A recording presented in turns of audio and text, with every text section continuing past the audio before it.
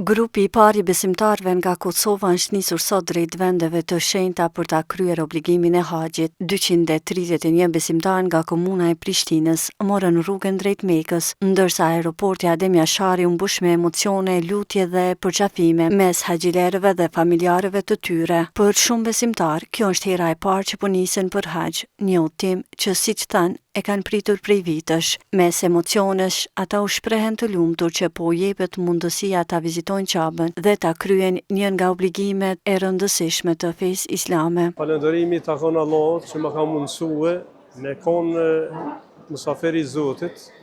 Emocionet nuk di çush I përshkruaj, se edhe përpara kur I nisha do të isha të paktën 2 fjalë duhet më thonë, po nuk e di tash janë sikur më konë në ajër, peni veten let edhe I gëzushëm sa s'ta merr mendja hiç, e di që po shkojnë në vend ku duhet mu lut, ku duhet me kërkim falje, me kërkue, kështu që inshallah se cilët ja mundson Zoti me konë mysafiri I tij, me u pendue sinqerisht që shikoj jeni muslimane. Na jem për herë parë shkojmë në haxh, shkojmë 3 motra bashkë me djalin e vllaut është hoxh.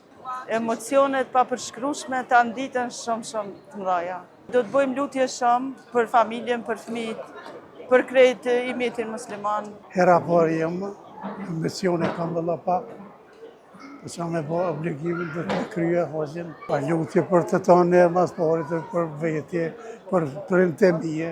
Vjen nga Franca, për t'i bashkangjitur vllaut dhe nipit, emocionet të papërshkrueshme dhe falenderoj Zotit që ma ka bu mundësinë me udhëtu për në haxh. Është hera e parë, mi pas një kënaqësi e veçantë.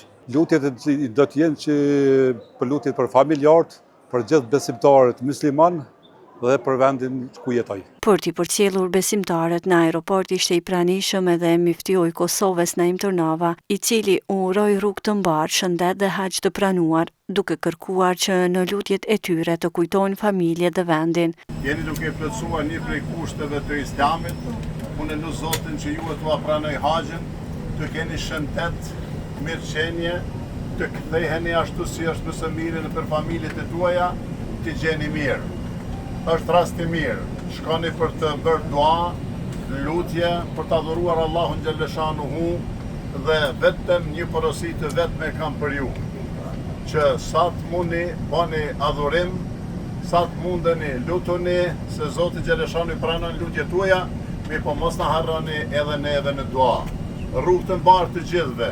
Sot erdha në aeroportin e Prishtinës, Adem Jashari, për të përcjellur grupin e parë të haxhinjve që do të nisen pas një ore nga ky vend, nga aeroporti, në drejtim të vendeve të shenjta, pra për në Gjidda dhe më pastaj në Mekë, për të kryer dhe një prej obligimeve, fundamenteve të Islamit që është vetë haxhi.